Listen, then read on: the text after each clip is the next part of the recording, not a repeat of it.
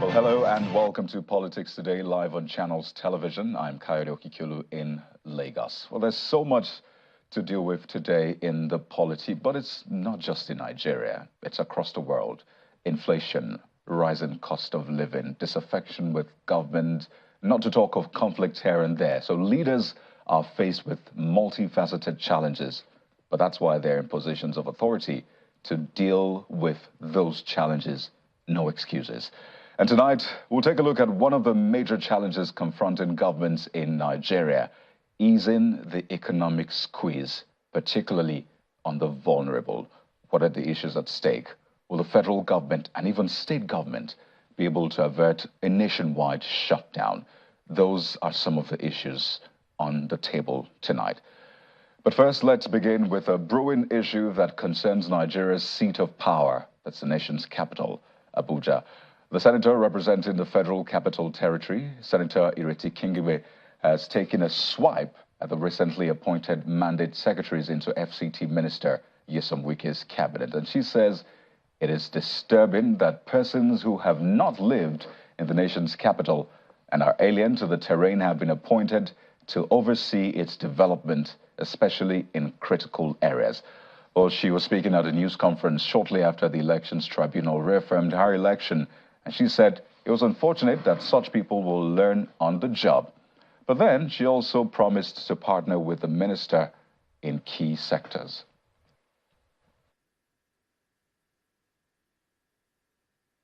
I would like to say between 2015 and 2019 and why FCT has not thrived, you cannot bring mandate secretaries from outside FCT and expect them to excel. Mandate secretaries, if they are zoned, they should be found in the FCT.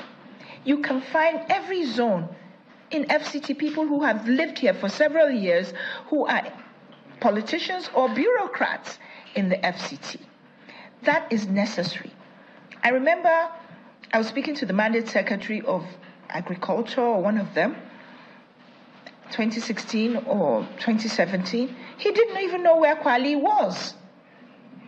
It's like taking me now to Bayelsa and deciding that because somebody asked that I be given a slot, and then you want to make me a commissioner of anything in Bayelsa, I wouldn't know where to start. By the time I get acquainted with the place, my tenure is finished. So people live in the FCT, and just like everything, you need to know the terrain, you need to know the problems, you need to know to be able to solve them. Well, there you have it. So brace up for the first leg of our conversation on the program tonight. They always say a stitch in time saves 9. At the end of last month, Labour had given a 21-day ultimatum, and they followed up with a 2-day warning strike, which they said will be followed by an indefinite strike that will shut down the nation if government does not address the suffering being experienced as a result of the removal of petrol subsidy. And I bet no one wants that to happen. But just before we get into that conversation, let's bring you some more trending political stories. Here's your political roundup.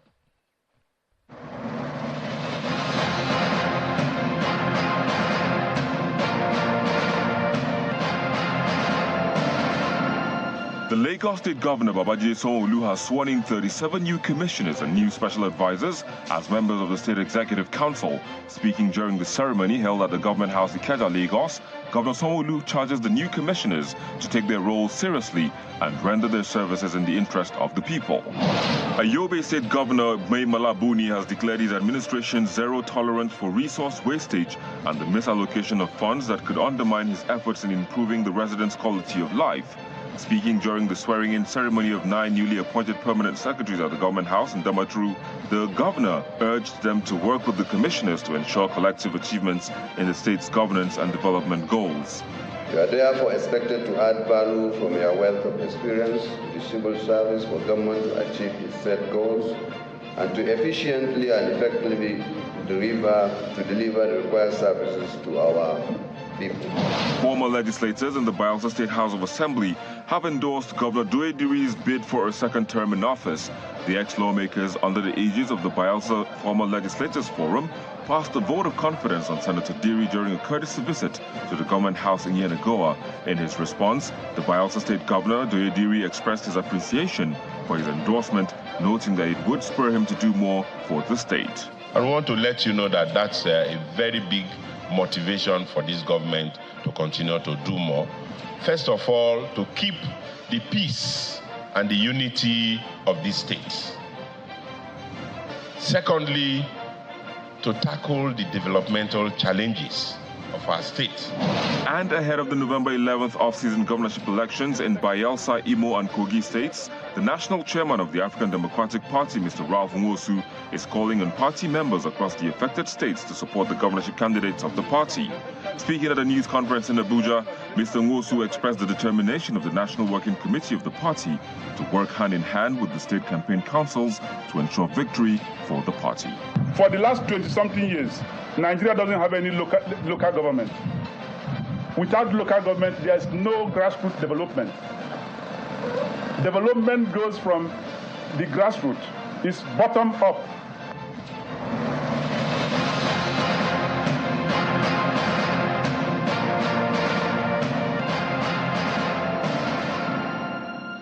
So tonight we're keeping our eye on the ball so the nation is not caught napping. So Labour has given the ultimatum.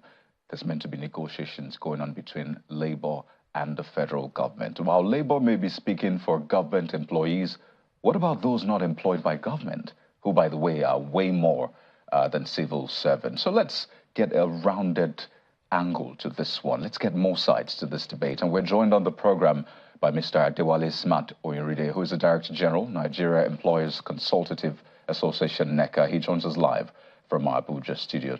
Good evening, and thank you for joining us on Politics Today. Good evening, Kayode. Thank you for having us. Well, it's a big one, really. Yes, a lot of other things are happening, but this is really big because it concerns the livelihoods of majority of Nigerians. Labour's ultimatum is counting down. There are concerns about what will come out of the negotiations with government. And I wonder, for your association employers, are you factored into this? Let's begin with that. Well, for us, it's something you can call a double-edged sword. And Labour had met government severally in the past. The last being the warning strike, the 2 days warning strike that was called a few days ago. And our position remained the same, and it's basically on principle. And it's basically on principle of appropriateness and the principles that actually guides the environment in which we operate, the labor and employment environment, that if you negotiate, then courtesy demands that you live up to the terms of those negotiations. If you can't, for whatever reason, can't meet up with the terms of that negotiation, there is opportunity to renegotiate an agreement that had been negotiated if you don't have the capacity to implement. But for us as employers, we had said severally that a strike at this point, because employers are basically paying above the current minimum wage, and employers have also gone beyond the call of duty to provide succor, to provide, I don't want to call it palliatives now, to provide welfare packages to make life easier for employers or employees in the private sector.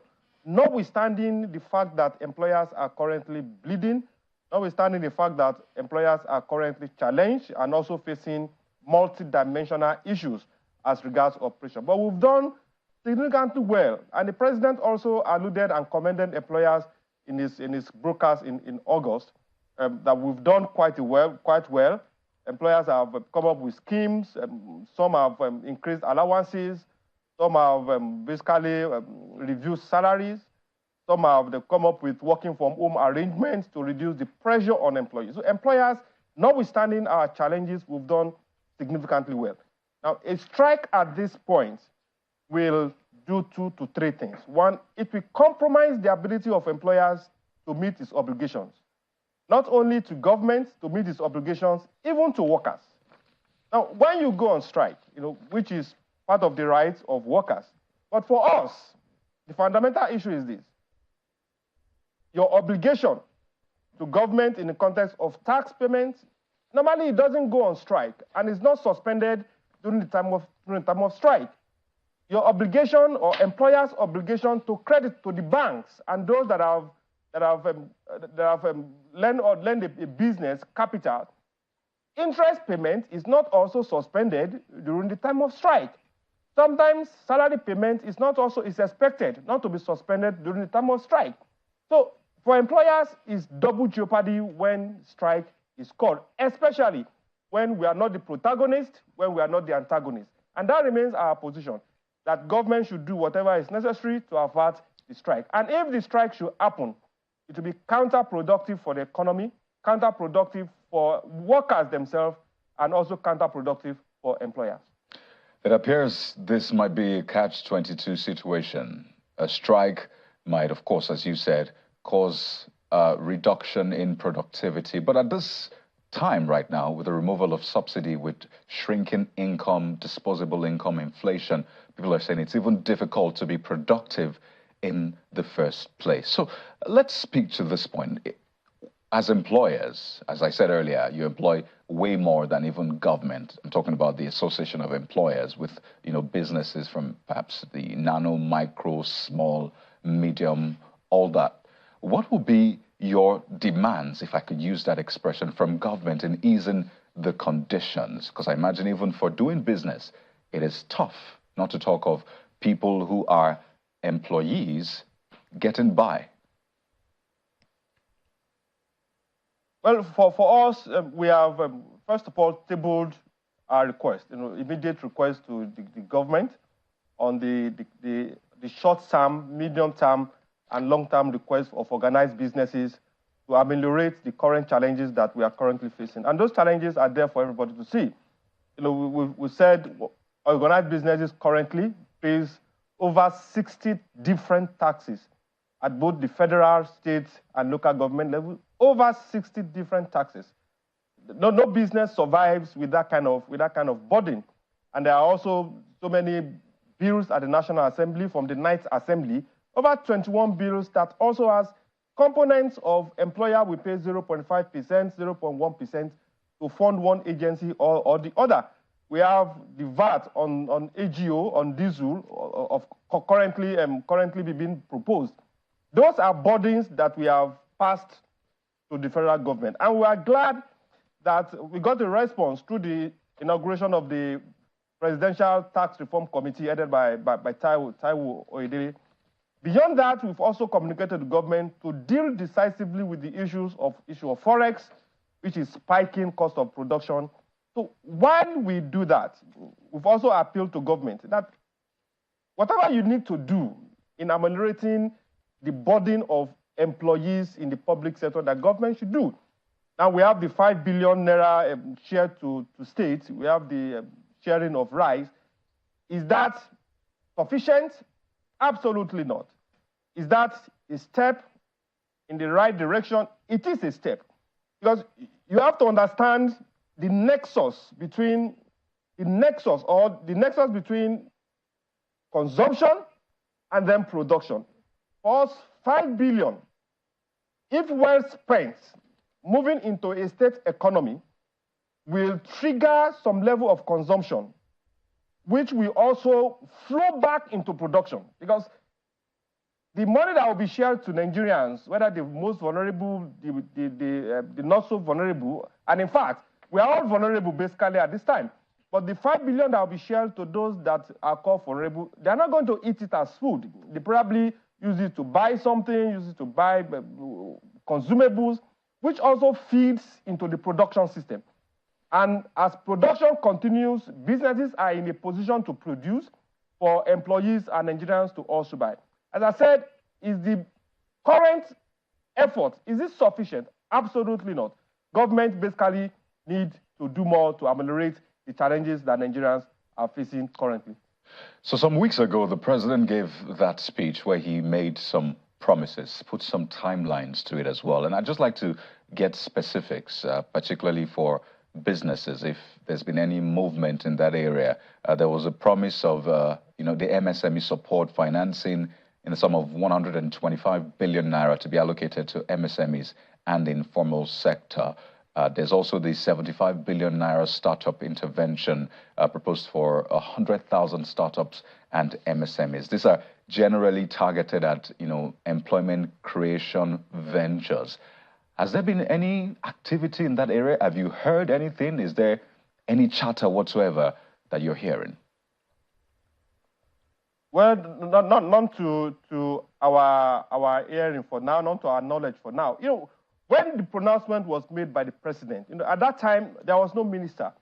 And we know definitively for you to run that kind of scheme, that expanded scheme for MSMEs, intervention for manufacturing and manufacturing concerns, intervention as regards the purchase of buses, you need a structure, a working structure at the ministries. You need the Minister for Industry, Trade and Investment to marshal a plan to drive that engagement with manufacturers and MSMEs. You need the Minister for Transport to marshal and drive the conversation about how do we implement the purchase of buses and so many other things.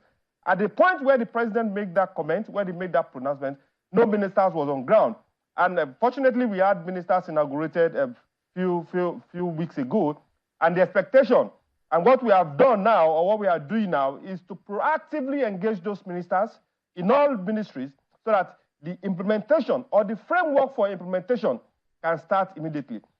While they do that, we have also appealed to government that, look, get the organized private sector involved at the policy formulation stage. Get us involved at the public policy implementation stage and get us involved at the policy appraisal stage so that we can assess if these policies are actually working or if they are not working. But back to your question, we've not seen anything on ground, but definitely we are engaging government at the ministerial level, both at the Ministry of Industry, Trade and Investment, Ministry of Labor, Ministry of Transport, to make sure that these pronouncements are given effect to expeditiously.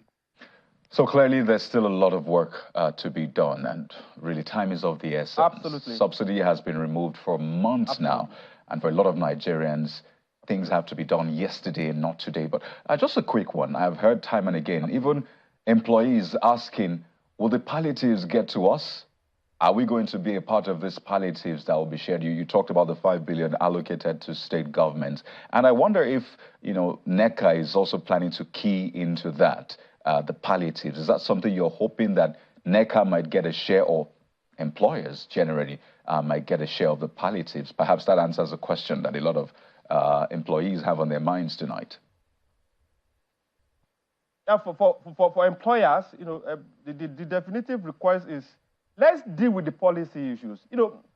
If you deal with the policy issues, we deal with inflation issues, we deal with the regulatory environment issues, we deal with the legislative environment issues, because we still have challenges with legislators coming up with different onslaught organized businesses. We have challenges with regulators also coming up with different onslaught organized businesses. We've mentioned the issue of multiplicity of taxes. We've mentioned the issue of access to finance. We've mentioned the issue of a hospitable environment for businesses to thrive. For organized businesses, if you deal with those issues, you have sufficiently created an environment that can help a business to be sustainable. Now, we are talking of sustainability now, not competitiveness, because you have to be sustainable first before you move into the realm of competitiveness. And our appeal to government is this: in whatever palliative, our palliative will be a structured reduction in the multiplicity of taxes that we currently have. A palliative for a business will be an environment that enables a business to thrive. Because it's when a business thrives that you can talk of generating employment. It's when a business thrives that government can even think of generating revenue through tax. It's when a business is thriving that the wheel of production in the economy can actually drive. It is said, and rightly so, that private sector creates 8 out of every 10 jobs globally. So if we are to drive this economy out of the woods, if we are to go back to a growth trajectory, then government have to give more attention to the private sector so that we can collectively, all of us, including labor, create an environment that is peaceful for businesses to operate, an environment that is peaceful for wealth to be created, and an environment for wealth to be shared equitably. Right. So two issues I want to quickly deal with as we wind down. First, should labor go on strike? I mean, we hope not. We hope the issues are resolved. It's essentially for civil servants. Doesn't quite concern employees that are employed by members of your association. But that doesn't mean that, I mean, the ripple effect will not affect operations. Imagine power, for example, and the list goes on and on. Are you proposing to perhaps be on that table, the negotiating table? I recall I asked earlier, but I didn't quite get a clear direction. Are you proposing to be on the table? Are you on the table? Do you think that will have any impact on the negotiation? I mean, negotiation on the table with government or table with employers or with our employees? With government. The tripartite arrangement, the negotiation will be seen with federal government and labor. Well, so far, the negotiation that has been held has been bipartite in nature, government and labor. And we are not privy to the dynamics of that conversation. But what we advocate is really a tripartite engagement. Because if you deal with the issue of labor, let's say tomorrow government awards 100,000, make an award of wage award of 100,000 to labor. Now, if you don't deal with the macroeconomic issues that organized businesses are facing, the cost of goods, the high cost of goods and services, will neutralize whatever allocation you have given. So the wisdom is, let the conversation be tripartite. While we are addressing the concerns of labor, you are also addressing the challenges that employers have. As I said, to also repeat again, if you deal with one part, you allocate, you make wage awards. Yes. And you don't deal with the issues of cost of production. Whatever award you have made will be neutralized by the increasing cost of production. So you just come back to ground zero. So a tripartite arrangement, as you mentioned, is desirable, and right. That's what we advocate for. On a final note, Mr. Adeola Smart Oyenride, I wonder, how did you receive the announcement by government on the president's trip, the India trip, G20, those deals, even with the UAE, as local businesses, owners of businesses, employers? How did you receive this? Are you receiving it with cautious optimism, perhaps with some concerns? Perhaps this might crowd out the businesses of your members. How are you receiving this, on a final note? For Nigeria is a huge market, very huge market. And we welcome the effort of the president, of the government, to attract foreign direct investment.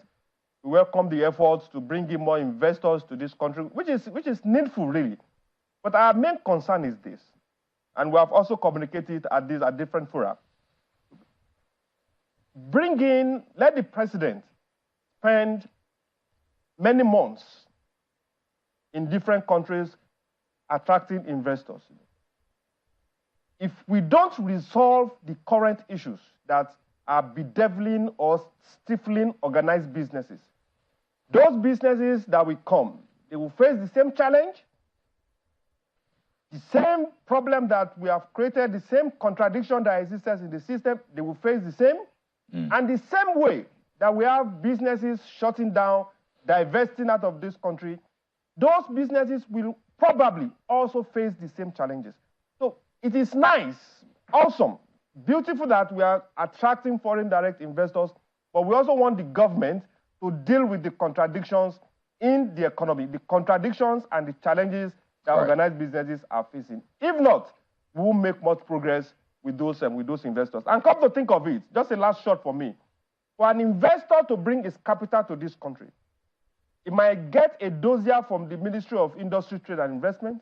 It might get a beautiful, a sonorous prose from the government itself. But before it will come to invest, it will most likely call another investor, call a friend that has invested in business and ask, how is the environment? Right. How is the legislative environment? How is the regulatory environment? Is it conducive for a business to be sustainable and thrive? If the testimony of the current investors in this environment is negative, right, it is doubtful if such investors will bring their capital to this environment. Well, and that is the message you want to communicate to government. Let us deal with the current challenges that organized businesses are facing. Then it becomes a cause and effect situation. If the environment is clean, environment is hospitable, investors will naturally run to this country to invest because we have. I think that's a great place to anchor. We have the people, and we have everything to survive here. Well, that's a great place to anchor. I would like to thank you so much, Mr. Adewale Smart Oyenride, the DG of NECA. Thank you so much for your time on the program and wish you the very best. Thank you for having us. We'll take a moment now, and when we return, we'll turn our attention to the outcome of the National Assembly Petition Tribunal. Lots of judgments have been given. What's going on? What's the way forward? Stay with us for this one.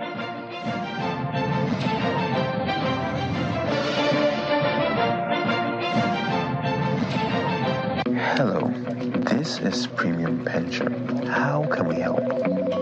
Our experts work behind the scenes, enabling our members grow wealth to secure a premium tomorrow. We see your hard work and we make your money work hard for you. We are growing with you in commitment and service. Leveraging technology to meet your demands.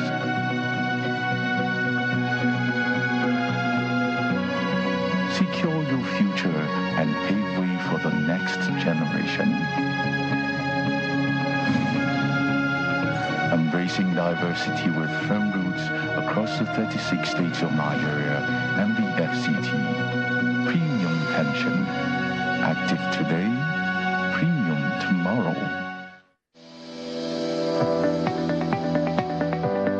The Duchess International Hospital opened its doors in October 2021. The mission of the hospital is to reverse medical tourism. We take particular care here at the Duchess to bring together a combination of the brightest and the best locally, as well as Nigerians in the diaspora who are interested in returning to do very good work for the benefit of our patients here in this country. The good thing is that we have all international expertise here, all international facilities here, international people working here. Everything is coming together in a space which was considered not great in terms of the availability of healthcare. Access Bank, of course, has been able to provide us with a robust range of products and services that has enabled us to deliver that standard and quality of healthcare that is integral to our mission as an organization.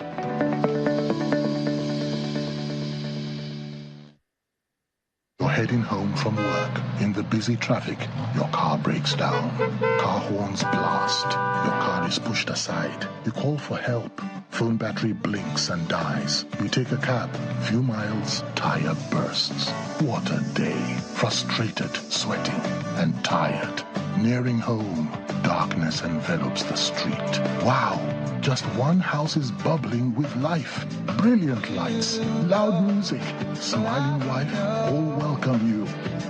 We alone have light? Yes, it's JRB Solar Energy Systems, my anniversary present to us. No matter how dark life is, the sun is gonna shine on everything you do. JRB solar inverters, batteries, solar panels, solar street lights, and more. Telephone 0906 752 1111. Email sales@jrbsolar.com.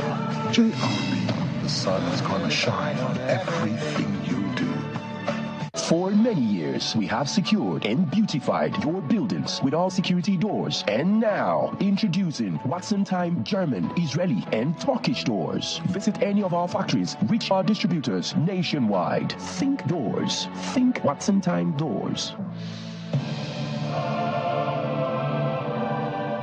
Now maybe this. See me see trouble. So today, I said I should treat myself as salary just enter. I ordered my food and was looking forward to demolishing all the orishi. Baby, for serving. Are they run? Oh yeah, time to pay rich now. Food where you never pay for. Now here my card begin asking. Hey, You know what? You know what? After debiting me, it's like this one wants to find my trouble. Say premium dragging. Oh, because this card did not work. Save yourself the embarrassment. Get a card that works with MoneyPoint's personal banking. Download the app, request for a card and have it delivered to you in 48 hours. Experience banking on point because your money no go hang. Are you passionate about changing your country for the better? Do you think you can make this change with a profitable business? Here is your chance to win a grant of 30 million naira, mentorship from an industry expert, and access to an exclusive network of business leaders. We are looking for ambitious, dedicated social entrepreneurs to take part in our exciting new business competition show, Fund It Forward. To apply, go to www.funditforward.tv. Fund It Forward, a channel's original series.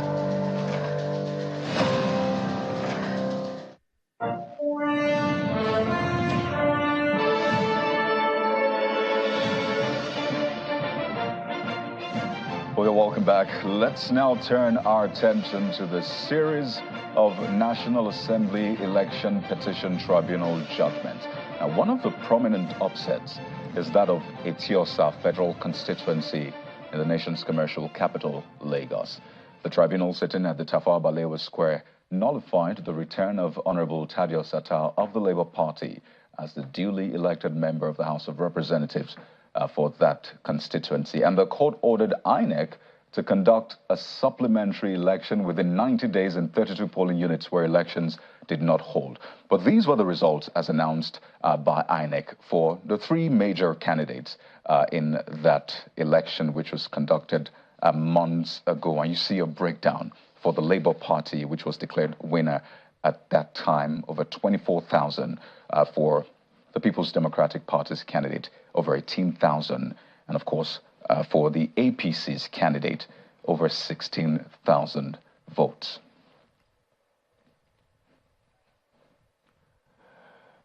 So the court has called for a rerun. And tonight, we will speak with one of the petitioners in the case. Olubankole Wellington is the candidate of the People's Democratic Party for that position, House of Reps candidate for Eti-Osa federal constituency. Joins us via Zoom on the program tonight. Thank you for joining us on Politics Today. Good evening. Thank you so much. Thank you so much for having me, Jamie. Thanks for having me on the program. Right. I know this is maybe a second chance for you, and you put up a tweet saying it is possible still. But first, for those who may not be conversant with what has played out, can you give us a quick backstory into what the tribunal decided on, particularly in that election? Okay, so what the tribunal basically decided was that that we have to go back into the constituency, into specific parts of the constituency to conduct a supplementary election. Basically, what we found was when the elections were happening, there were multiple polling units, over 30 polling units, and that basically summed up to almost 30,000 people who had their voters' cards, who were ready to vote, but for some reason or another were prevented from voting. So, you know, in some places there was violence, in some places there was voter suppression, in other places INEC just wasn't able to show up for some reason or another. But basically, these 30,000 people were prevented from exercising their constitutional rights and prevented from participating in the election. And what the courts have decided, and I'm particularly grateful that the courts decided that every vote deserves to be counted and every voice deserves to be heard, regardless of who you're voting for. So even after the elections, I joined hundreds, if not almost 1,000 protesters at the Collation Center, and it was covered by the news media at the time, where people were really frustrated that they didn't get a chance to participate in that election. And I think that's important. It's an important thing for our democracy that people are not prevented from exercising their constitutional rights to participate in an election. For me personally, it's a miracle in and of itself that we get another chance to finish the election. I think it's a testament to the power of perseverance, the power of faith, and the collective will of the people who want to participate in the rebuilding of this democracy. So it can only be a positive. And by God's grace, I believe we'll come out okay. But I'd like to get your perspective to this, because your opponent, the candidate of the Labour Party, also put up a tweet saying that he wants to clarify that he was not sacked. Do you agree with that assertion? Well, I mean, the court has decided what it's decided. And, according to what their decision is, he is supposed to, the way that the judgment was read to us was that he has to return, the certificate of return has to be withdrawn from him. And the court considers the election still ongoing, and that it's not done. And we have to go back and finish the election for us to decide the winner. Now, however, anyone wants to interpret that is completely fine, and it's up to them. We can only abide by the letter of the law and what the court has said. I also personally don't like to focus on what anyone else is saying or what anyone else is doing. I really like to focus on my own candidacy and what the issues are and the chance that we have for the people that do believe in us and believe that we can provide Eti-Osa with true representation and servant leadership and compassion and the kinds of representation that we've been missing, all of these years. I believe that we have a chance to do that. So, based on what the court has decided, we're willing to go back into the field and contest this election. And I'm optimistic. I'm genuinely optimistic. Interestingly, this is not your first time out. So let's talk about your chances this time. The Labour Party won the first time out. I'm talking about the election held some months ago. And the candidate just leaned on the obedient movement's popularity, which is quite interesting because the Obedience may love your music, like a lot of Nigerians do, but doesn't look like they love your politics. So how do you plan to work around that? Okay, so, the truth is, Bidemi, I don't know enough about the opponent who's currently in the lead in the election. I did try to look up some information about him. I couldn't find that many videos of him speaking about his policies and all of that. I couldn't find a lot of information. But like I said before, I'm not the type of person who would try and downgrade anyone. I'm not here to play politics the dirty way or to slander or look down on anyone. I'd rather focus on myself, who I am and who I'm not, and focus on the opportunity that Eti-Osa has been given to make a choice. I'm the kind of representative that believes in true servant leadership, that believes in accountability and transparency and communication. I'm not the kind of person that, if I am given a chance to serve, and this is completely up to the people, but if I am given that chance to serve, they won't just hear from me in tweets, once in a while. I'll be out there, I'll be engaging, they'll be carried along at every step of the way. I'll be here front and center. I've been here for years. Like you said, yes, we were caught up in a wave and, there's nothing we can do about that. But I think now it's clearly a choice between three people. And, the constituents who do have an opportunity to show up have to realize the immense power that they have to make this choice. This is about the representation for Eti-Osa. This is about having a true voice for the good people of Eti-Osa in the House of Representatives. This is about having a chance to have somebody who will engage and communicate and fight for our people and speak for them and serve them. This is about having the chance to have someone who has a track record of doing these things. That's who I've always been. And whether I win the election or not, that is who I will continue to be. I strongly believe that it is possible for Eti-Osa to have good representation. And we can be the model of true representation for the nation to gauge itself against. So, we're appealing to our people, and that's all we can do. I have a strong conviction to serve. I believe that is what I was called to do. And if I am given that opportunity, that is what I will deliver. But, like you said, it's completely up to the people who they'll choose. At this point, it's not about, at least for Eti-Osa, this rerun is not about the presidential conversation or the state conversation. This is a simple question. All eyes on Eti-Osa, the battle for Eti-Osa. Who would you rather speak for you, fight for you, speak with you, serve and serve alongside you to bring about the kind of representation that we've been missing in this constituency for all of these years. And the analysis. Okay, go ahead. Sorry. You can land on that point. The analysis, you said.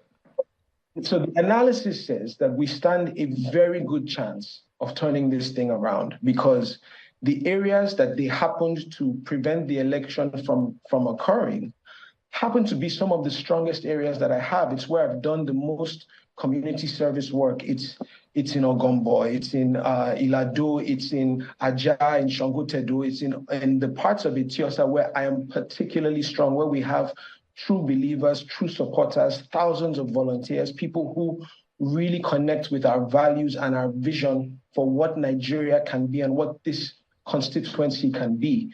So I really do like our chances. Now, granted, there are challenges with getting people to come out for a supplementary election, because, there's apathy that will set in, and people who were disenfranchised the first time around. I mean, I've engaged with people on the ground. I've been out talking to my constituents. There were people who were waiting from morning till night, and INEC never showed up. There were people who came to the polling booth and found that they didn't have House of Reps ballot papers. There were people who had to run from rumors and incidents of violence. So the people in Eti-Osa have been through a lot. Talk less of the NSAS situation, and so we've been through a lot in this constituency, and I'm willing to bet that based on all of these things, we will find enough people to come out, participate in this supplementary election, and make what they believe is the right choice. And by the grace of God, hopefully that choice will be me. Right. So let's wind down with this one. I mean, the court has given 90 days for the elections to be conducted in 32 polling units, barring any changes. But you will need a lot of support. And I imagine you've probably gotten to work already. So how much support are you getting from the national level, from the state level, not forgetting the issues within your party at the national level as well? So are you getting that support? Who are you looking to? The NWC for support? Are you reaching out to individual leaders? How are you playing this game? Yes, so I have to say, and I really have to acknowledge the PDP, the leadership of the PDP, the stakeholders of the PDP, the members of the party at the state level and the national level, because they have been incredibly supportive and encouraging to me just in this entire process, and just standing with me and giving me whatever support that they can offer at this time. I also have to acknowledge that there are some of our supporters who have various political ideologies. And I think that this is the moment that we can look beyond.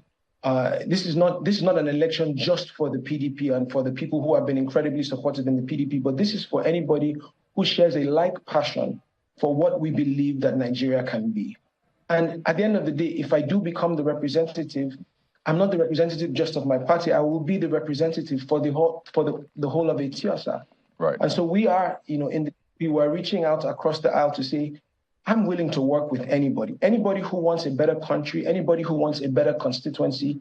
I'm the guy that can work with you, that will sit down with you, that will speak to you, that you will hear from, that will not disappear and show up in tweets once in a while, that you will hear from me and you can hold me accountable. My entire career, my entire business life as an entrepreneur in the entertainment sector, in media and marketing, in the food business, in my work in the church, I strongly believe that I'm perfectly positioned for Eti-Osa to have the kind of representation that we've been needing. So, we're willing to work with anybody who shares, who has a like mind, who wants the kind of representation that we deserve and that we've been missing. And let me just land on this. Okay, we have to anchor now, but quickly. Oh, okay, let me land on this quickly. I believe that regardless of what happens, leadership is about resilience and having the courage to stand for what you believe in, even if you have to stand alone. And I hope that the people in Eti-Osa and the people around Nigeria will identify and see value in the resilience and the courage and the doggedness that we've shown. And, we're appealing to everybody in Eti-Osa to please come out. If you are eligible to vote in this election, come out. And let's bring this thing home. We can make history. I strongly believe it. It is still possible. God bless you. Thank you for having me on the... Well, a lot of people know you as Banky W. You're hoping to become Honorable Bankole Wellington. Thank you so much for your time on the program this evening. God bless you. Thank you for having me. Right. And just to mention that we did invite the candidate of the Labour Party as well, Honorable Atta, to join us on the show, but clearly that didn't happen. Let's shift gears now on the program. This time, we're turning our attention to Ondo State. There's still a lot of confusion as to what exactly is playing out. That's after Governor Rotimi Akeredolu sacked all of the media aides attached to the office of his deputy, Honorable Lucky Ayedatiwa. Well, on the program tonight, we seek to get some more insight into what's playing out in Ondo State. We're joined by Dr. Doyin Odebowale, who is the SA to the Ondo State Governor on special duties. He joins us virtually on the program tonight just to shed light on what's going on. Is this a drama? We've seen what is going on in Ondo State. So let's get more on this. Thank you for joining us on the program, Dr. Odebowale. Yeah, good evening. So first things first, I mean, it's important to ask, how is the governor acclimatizing back to work after 3 months on medical leave? I imagine a lot of Nigerians will want to know how he's faring. He's back in the country and he's fine, very much so. He has started to work. I can tell you that I've been instructed to carry out. I'm the SSA on special duties and strategy. So I was with him about 2 days ago, and he asked me to embark on certain assignments, and so that's why I'm here. Indeed. So he's handling all of the pressures that come with the work. He's handling it quite well, you say? What pressures? What pressures? You see, there is this erroneous belief that once you are a governor, once you are the governor of a state, then everything must come to you. It is not so. Why do you have your assistants? Why do you have your commissioners? Why do you have all of these people? I mean, everybody. Look, the governor cannot be everywhere. This idea of, creating the impression that the governor must be a superhuman being who does not fall sick, who must attend to all files, who must see everybody, is a misnomer. It doesn't work that way. It doesn't work that way. He was away for 3 months. My office has not stopped working for a day, for 1 day. The governor will not go to Arakale Market to clear the road. I will do that. The governor will not, try to cause crisis in the state. That is my job. That is my job. So I will not wait for the governor to come and do that. So whoever wants to see the governor for any specific, the governor had a meeting while he was in Germany. He had an ESCO meeting via Zoom.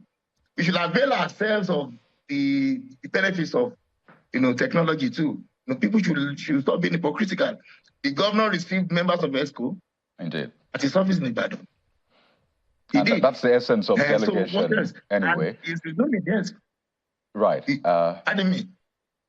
I said essentially that's the essence of delegation, and we of course wish the governor all the very best. It was cheering to see him return to the country for a lot of people who had been following this story. But let's get into this. Well, what do we call it now? Is it a controversy? Is it a drama? A lot of people don't know what to call it. Why did the governor sack his deputy's media aides? What exactly is going on, Doctor? Well, I think only the governor, because the governor appointed all of us. Only the governor and the deputy governor enjoy immunity. And there's a laid down procedure. Section 188 of the Constitution is clear on how either of them can be removed from office. Any other person is expendable. Every other person in the government owes his or her appointment to the governor at his pleasure. For good or bad reason, he may decide to remove you. That's all. If you enjoy the confidence of the governor, you are appointed to serve the people of the state. If he feels that you are no longer, needed, you go. You go. That's the way it is. So he was the one that the people of Ondo State voted for. Yeah. No appointee was voted for by the people of Ondo State. Okay, yes. So is it because of something they did, or something they did not do, you'd understand why a lot of people are thinking, what's going on here? Because it's similar to what we've seen playing out in neighboring Edo State. So what could they have done to warrant such? No, I'm not in a position to tell you about what they did and what they did not do. The governor appointed them. You see, they were appointed for a purpose. If they did not discharge the responsibilities, the duties of the offices for which they were appointed, the governor reserves the right to ask them to go. He reserves the right to, I mean, he alone has the constitutional responsibility to appoint. Whoever appoints can disappoint, pardon my language. So he has decided to dispense with their services. So speak to us about the relationship between the governor and his deputy, Honorable Aiyedatiwa. What is the state of their relationship? Did he sign off? Perhaps was he aware of this sacking before it happened? Because I imagine if they have a good relationship, he may have told him, well, this is what I'm about to do, so it doesn't catch you unawares. Speak to us about that. The way this thing works is that when the governor wants to appoint anybody, if you take any name to the governor, you must convince the governor that the person will add value to governance.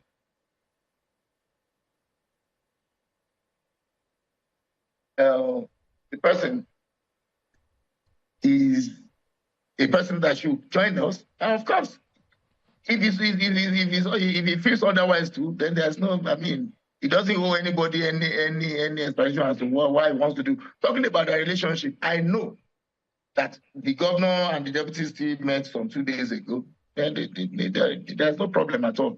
I don't want to believe that what is happening in Edo State is what we are following. No, we cannot follow Edo State. This is Ondo State. Ondo State, we do what is right.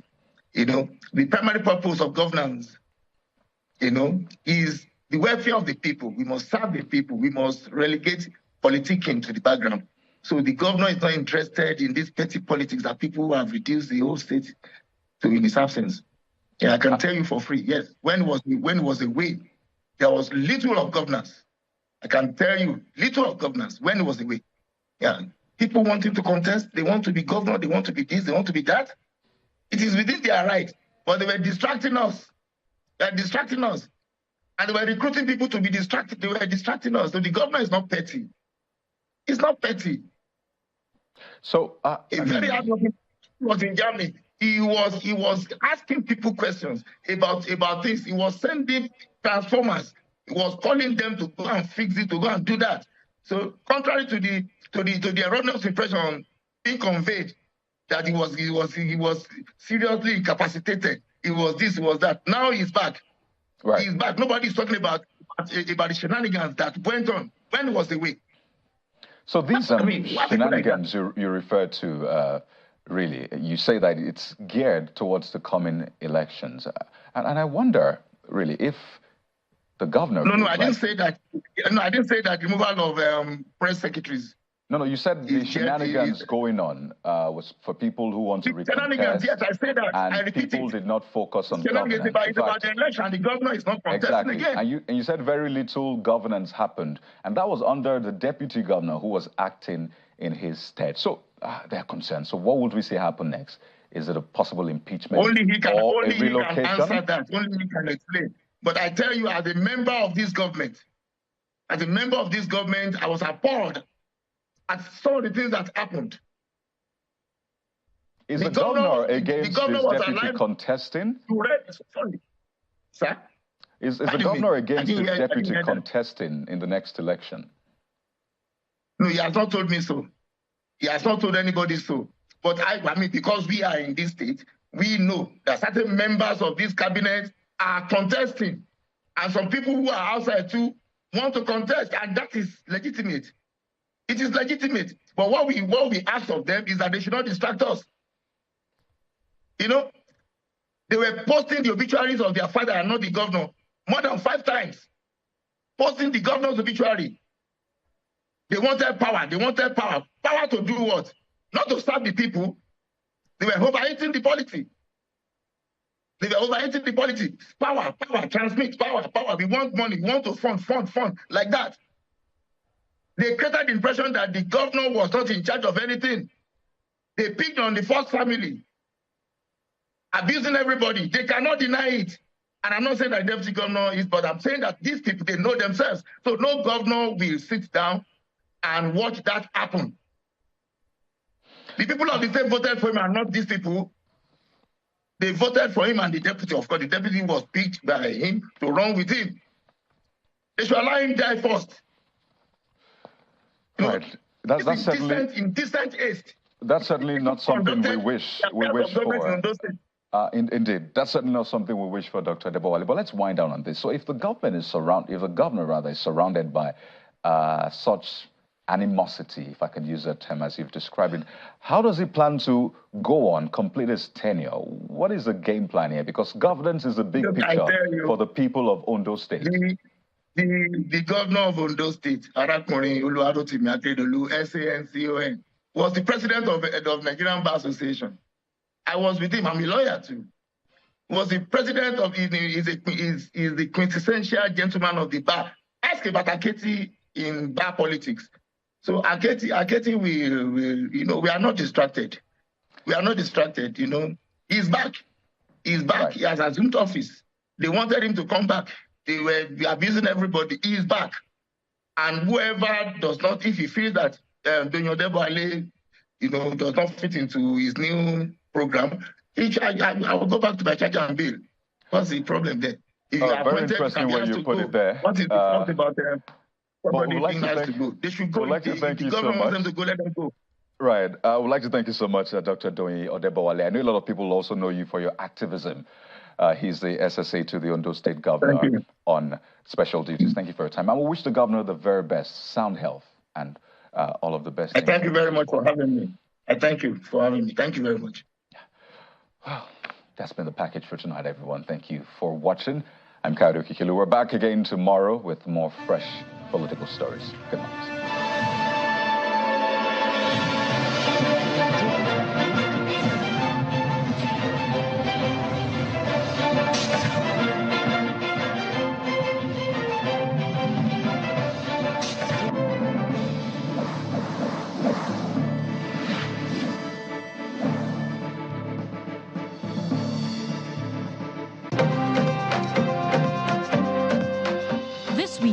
Just Nigeria.